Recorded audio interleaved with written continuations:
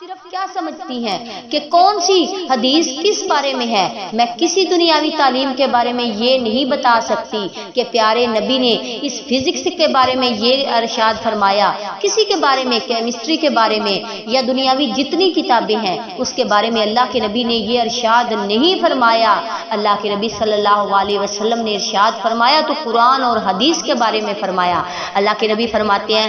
یلتمس فیہ علما سأل اللہ لہ بہ طریقا الی الجنہ،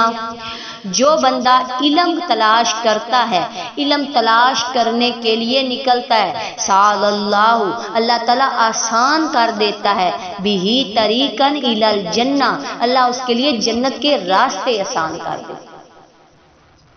آپ کو نہیں آتا، آپ کو کچھ بھی نہیں آتا، آپ یہ نہ سمجھے کہ میں بڑا میرا ذہن ہوگا اور اس کے لیے پتہ نہیں کیا کچھ چاہیے ہوگا تو تب جا کے میں کروں گی۔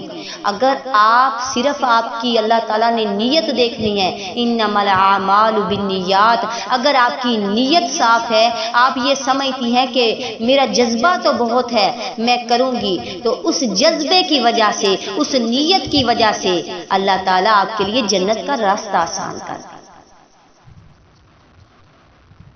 تو کیوں